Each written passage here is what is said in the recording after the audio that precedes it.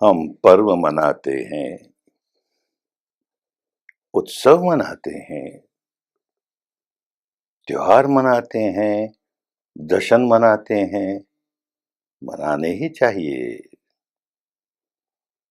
मनुष्य सामाजिक प्राणी है, परिवार के साथ ही नहीं समाज के साथ भी रहता है, तो मिलजुल करके जो अवसर प्राप्त हो, उसमें मिलजुल कर खुशियां मनाएं, हर्ष जगाएं, उल्लास जगाएं। जीवन में एक उत्साह जागता है, उमंग जागती है।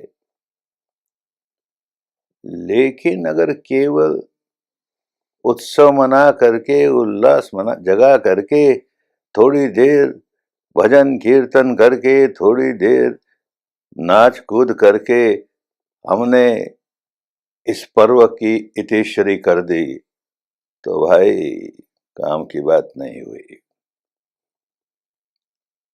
उसमें जान डालें, उसमें प्राण डालें, ताकि उसका असर पूरे वर्ष भर रहे। ऐसा प्राण डालें, उसके साथ साथ हमारी भीतर की प्रज्ञा जागे, बुद्धि जागे, ज्ञान जागे, तो जैसे सोने में सुगंध आ गया।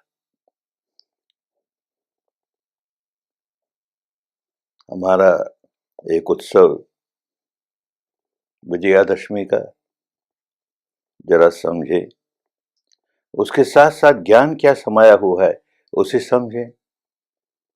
9 दिनों तक माँ काली की पूजा करते हैं, नवरात्रि मनाते हैं, बहुत अच्छी बात। सब मिलजुल करके नवरात्रि मनाते हैं। एक ऐसा अवसर है कि जब समाज के अनेक लोग एक साथ मिलकर के खुशियां मनाएं, बहुत अच्छी बात। पर क्या है काली? और फिर 10वें दिन कैसा है ये विजय?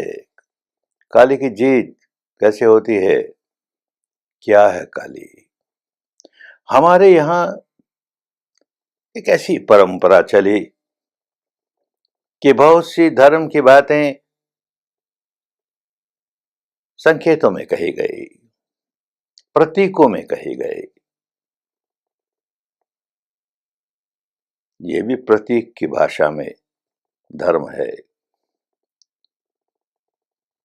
माँ काली, देखा होगा, चेहरा काला ही नहीं है, बड़ा डरावना है। बड़ी बड़ी लालिमा भरी आंखें, क्रोध से भरी हुई। आदमी जब क्रोध में पागल होता है, जब उसके सिर पर क्रोध सवार होता है, तो यही हालत होती है। चेहरा बड़ा भयानक हो जाता है, उसको देखने को जी नहीं चाहता, ऐसा भयानक चेहरा। और कोई चित्र देखा होगा, माँ काली का चित्र देखा होगा, उसने अपना दाहिना पांव भगवान शिव के शरीर पर रखा है, माने भगवान शिव के शरीर को कुचल रही है। शिव क्या होता है? हमारा मंगल, मंगल को ही शिव कहते हैं, कल्याण को ही शिव कहते हैं। जब हम क्रोध के वशीभूत हो जाते हैं, मानस में आग बबूले उठने लगते हैं, होश कहां रहता है? तो उस बेहोशी में हम अपने मंगल को कुचलते हैं, अपने कल्याण को कुचलते हैं, अपनी भलाई को कुचलते हैं। ये प्रतीक है। क्रोध की कालिमा आई तो अपना मंगल कुचला गया। प्रतीकों की भाषा है। इतने में मां को होश आया, अरे मैंने ये क्या किया? अपने ही शिव का, अपने ही शिव को कुचल दिया। बड़ा गलत काम हुआ। होश आया, पर ऐसा क्यों हुआ? इतनी सी बात मेरे समझ में नहीं आई कि मैं अपने शिव को कुचल रही हूं, अपने मंगल को कुचल रही हूं। तो चारों ओर नजर पसार के देखती है तो थोड़ी बात समझ में आती है। ये जो मेरे अंदर क्रोध जागा, क्रोध की ज्वाला भभकी, वो इसलिए भभकी कि बाहर सेना, राक्षसों की सेना, राक्षसों को देखकर मुझे क्रोध आया, इनको खत्म करना है। राक्षसों के दो सेनापति, एक का नाम शुंभ, दूसरे का नाम निशुंभ। बस इन सेनापतियों को खत्म कर दें तो बाकी सेना डर करके अपने आप भाग जाएगी। तो उन पर वार करती है। चित्र में देखा होगा, मूर्त में देखा होगा, मां के कितने हाथ, और हर हाथ में कोई न कोई अस्त्र, कोई न कोई शस्त्र, कोई तलवार, कोई भाला, कोई नेजा, इत्यादि इत्यादि। और मां उन राक्षसों के सेनापति पर वार करती है। जैसे ही किसी पर वार करती है तो उसके शरीर से खून निकलता है। खून निकलता है और खून की बूंद धरती पर गिरी, एक नया राक्षस खड़ा हो गया। बार बार वार करती है, बार बार खून निकलता है, धरती पर गिरता है, नया राक्षस खड़ा हो गया। अरे इनको कैसे समाप्त करूं? ये तो रक्त बीज हो गया। इस रक्त में ऐसी करामात है कि नया नया राक्षस इससे पैदा होता है।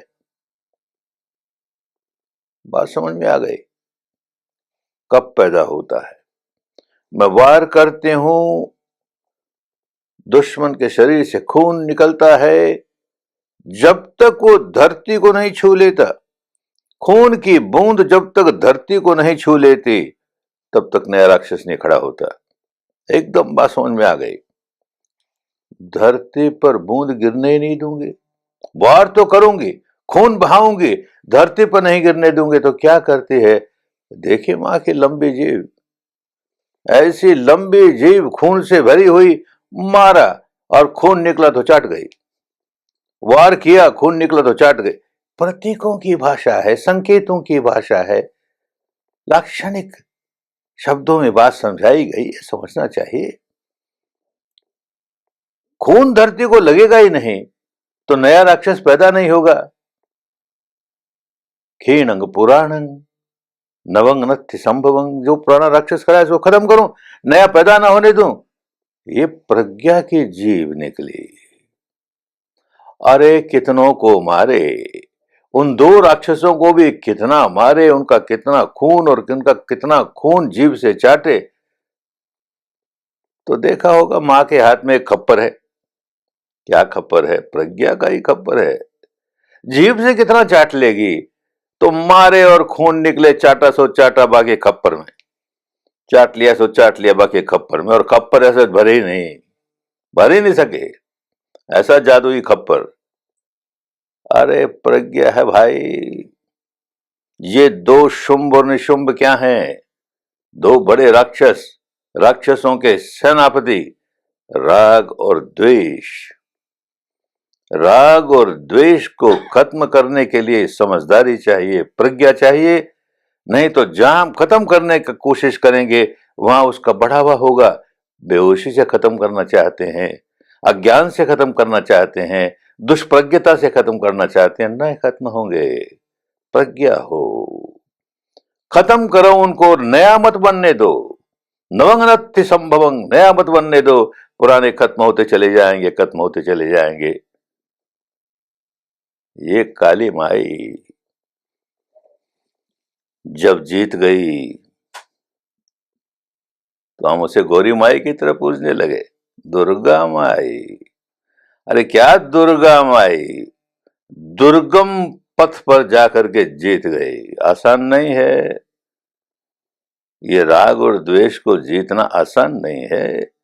तो दुर्गा कहलाई, शेर पर सवार किए गए। अब दुश्मन हमारे सिर पर नहीं चढ़ सकता, हम दुश्मन पर सवार हो गए।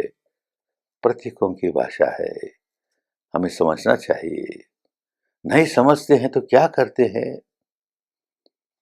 मां की जीभ देखी, खून से भरी हुई। अरे मां खून की प्यासी है, मां खून की प्यासी है, इसकी प्यास बुझाओ, और नहीं तो हम सब का खून हो जाएगा, सब मारे जाएंगे। तो बलि चढ़ाओ, बकरे की बलि चढ़ाओ, भैंसे की बलि चढ़ाओ। अरे बेचारे निरपराध जीवों की बलि चढ़ाते हो। अपने भीतर की दुष्प्रज्ञता की बलि क्यों नहीं चढ़ाते, अपने अज्ञान की बलि क्यों नहीं चढ़ाते, उसे खत्म करो, प्रज्ञा जागे तो सही माने में विजयी हो गए। विजयादशमी का महत्व तो इसी बात में है। राम ने रावण पर विजय प्राप्त की तो विजयादशमी हम उत्सव मनाते हैं, मनाना चाहिए, कोई दोष नहीं। एक सामूहिक पर्व मना करके हम एक सम्मिलित रूप में समाज में स्नेह और सौमनस्यता बढ़ाते हैं, भाईचारा बढ़ाते हैं, प्रेम भाव बढ़ाते हैं, मेल मिलाप बढ़ाते हैं। अच्छी बात है, क्या बुरी बात है? बुरी बात तब होती है कि जब हम पर्व के महत्व को नहीं समझते। क्या राम और क्या रावण।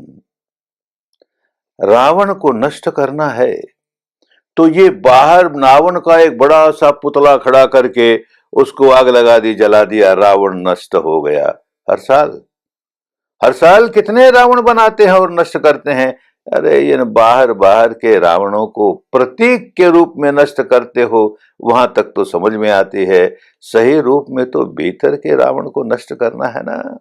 हमारे भीतर एक एक व्यक्ति के भीतर जो रावण रावण समाया हुआ है, राज्य कर रहा है, उसको जीतना है। राम के जो गुण हैं वो हमारे जीवन में आए, रावण का जो दुर्गुण है उसको नष्ट करें तो हमारी विजय हुई। राम का गुण याद तो करें। अरे ऐसा एक महान व्यक्ति, पिता आज्ञा देता है, या तो तैयारियां हो रही हैं राज्याभिषेक की, बड़ा बेटा है, बाप बूढ़ा हो चला, अरे बूढ़ा हो चला, अब मैं रिटायर हो जाऊं और ये बड़े बेटे का अधिकार है सो गद्दी बैठा दूं।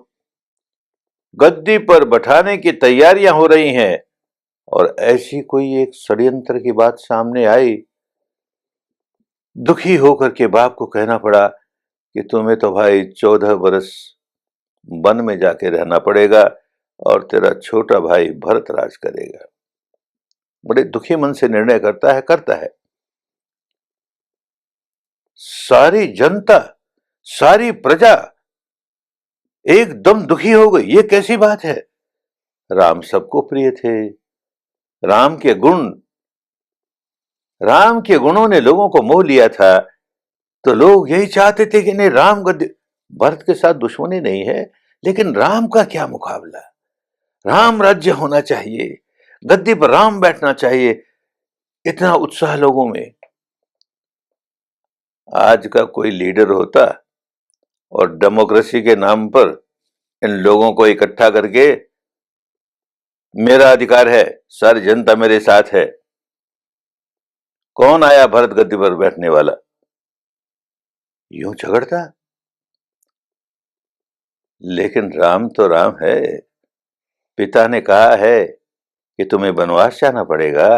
अरे छोटा भाई, राज का सुख भोगे, हम जंगल में मंगल मनाएंगे। तो राजीव लोचन राम चले, और राजीव लोचन राम चले, तज बाप का राज बटाऊ की नाई, तज बाप का राज बटाऊ की नाई। जैसे कोई बाहर से आए, वह बटाऊ था, कुछ दिन रहा, छोड़ के चला गया। कोई धर्मशाला में आके टिकता है, छोड़ के चला जाता है, बटाऊ है। ऐसे ही अपने इतने बड़े राज को छोड़ करके बटाऊ के नाई छोड़ के चला गया। राम है ना, पिता की आज्ञा, छोटे भाई के प्रति प्यार, वो राज करे, छोड़ के चला गया। और छोटा भाई भी कैसा, उस समय वहां था नहीं, ननिहाल में था, आया वहां से और ये बात सुनी तो एकदम व्याकुल हो उठा। अन्याय हुआ, ये अन्याय मैं नहीं सहन कर सकता। राज्य का अधिकारी राम है। जाता है राम से मिलने के लिए चित्रकूट पर और कहता है तेरा राज है, तुझे राज करना है। राम कहता नहीं, बाप की आज्ञा है, तुझे राज करना है। तुझे राज करना है, तुझे राज करना है।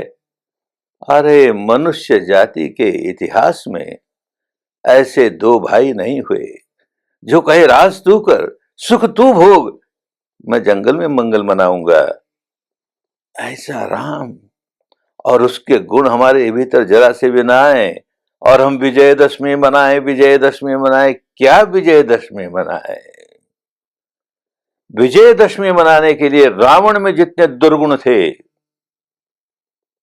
वासना थी, हिंसा थी, अहंकार था, वो सारा नष्ट करें और राम के जो गुण थे वो जीवन में आए, तो विजयदशमी सही माने में विजयदशमी। विजयदशमी इस बात की, विजय पर्व इस बात का कि कोई महत्वपूर्ण घटना हुई, इतिहास में की एक महत्वपूर्ण घटना हुई, उसको याद करके हम उससे प्रेरणा प्राप्त करें। जीतने की एक बड़ी महत्वपूर्ण घटना हुई। सिद्धार्थ गौतम ने, राजकुमार सन्यासी ने, भिक्षु ने मार से युद्ध करके उसे जीत लिया। सम्यक संबुद्ध बन गए, मार को जीत लिया, मृत्युराज को जीत लिया। मृत्युराज की और सेना तो सेना, उसकी 3 बेटियां राग, रग और तृष्णा, इन तीनों को जीत लिया। तृष्णा का नामो निशान नहीं, तणहा नंग खय मत जगा। तृष्णा का क्षय हो गया, जीत गया। जीत गया तो बुद्ध बन गया। उसकी भी हम केवल खुशियां मनाएं, उत्सव मनाएं, पर्व मनाएं, मनाएं, कोई दोष नहीं, पर साथ साथ प्रेरणा जगाएं। जैसे उसने जीता अपने आप को, वो सबसे बड़ी जीत है। रण सहस्त्र योद्धा लड़े और जीते युद्ध हजार, पर जो जीते स्वयं को वही शूर सरदार। अरे अपने आप को जीतना मुश्किल है, अपने आप को जीतने का उदाहरण हमारे सामने बुद्ध ने जीता, अपने आप को जीता, अपने भीतर के विकारों को जीता, मृत्युराज को जीता, मृत्यु का सारा क्षेत्र पार कर दिया। अब इसके बाद जन्म मरण का चक्कर समाप्त हो गया। ऐसी जीत हो। जीत अशोक की भी हुई, उसके नाम पर भी विजयादशमी चली। इतने बड़े बलवान राज्य को, कलिंग को युद्ध करके नष्ट कर दिया, जीत गया। पर उस जीत में कोई बड़ाई नहीं हुई। बड़ाई तो तब हुई जब वो बदंत मोगली पुत्र तिस्य से मिला और धर्म समझ में आया और होश जागा कि मैंने क्या किया, इतनों की हत्या कर दी, इतनी बहनों की मांग पोंछ दी, इतनों की गोद सूनी कर दी, इतनों के घर बर्बाद कर दिए। किस लिए? राज्य लिप्सा के लिए, साम्राज्य लिप्सा के लिए। मेरा राज और बढ़े और बढ़े। अरे इतना बड़ा राज्य लिए चल रहा हूं, फिर भी राज्य लिप्सा। होश जागा, अब लिप्सा नहीं। चंड अशोक जब तक था तब लिप्सा थी, अब चंड अशोक धम्म अशोक हो गया।